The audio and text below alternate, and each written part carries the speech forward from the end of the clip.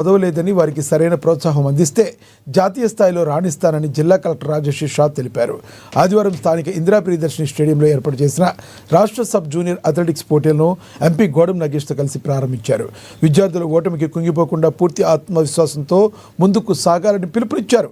క్రీడాకారుల సౌకర్యార్థం స్టేడియంలో గతంలో ఉన్న వసతుల లేమిని గుర్తించి తన వంతుగా అవసరమైన మౌలిక సదుపాయాలను కల్పించనున్నట్లు తెలిపారు.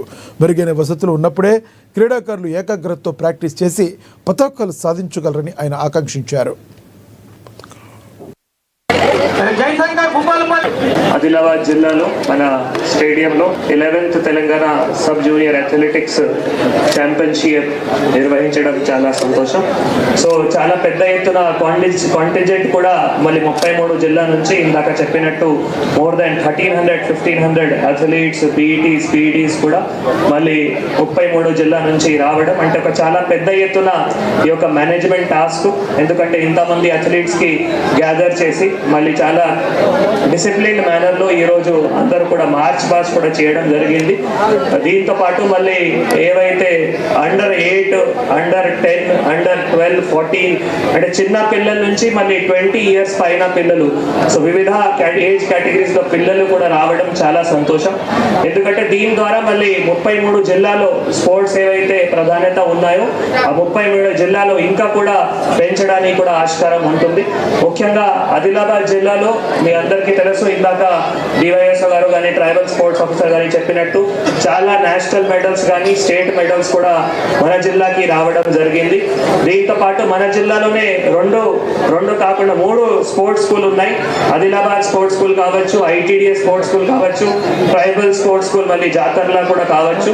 సో మిగిలిన 3 స్పోర్ట్స్ స్కూల్లో కూడా డైలీ మనం పేపర్లో చూస్తున్నాము, చాలా మంది ట్రైబల్ అథ్లీట్స్ మళ్ళీ నేషనల్ లెవెల్లో కానీ స్టేట్ లెవెల్లో కానీ కూడా మెడల్స్ కూడా సాధిస్తున్నారు.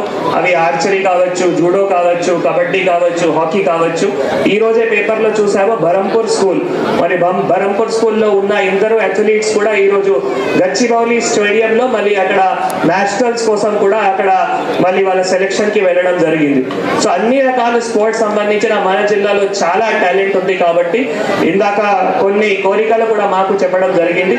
నేను యాక్చువల్గా మొన్ననే స్పోర్ట్స్ స్కూల్లో చాలా బేసిక్ రిక్వైర్మెంట్ అంటే ట్రాక్ సూట్స్ కానీ తర్వాత షూస్ కానీ ఏవైతే షార్ట్స్ ఉన్నాయో అవి మొన్ననే మనం ఇవ్వడం జరిగింది పిల్లలకి, చాలా రోజుల నుంచి వాళ్ళకి లేకుండా.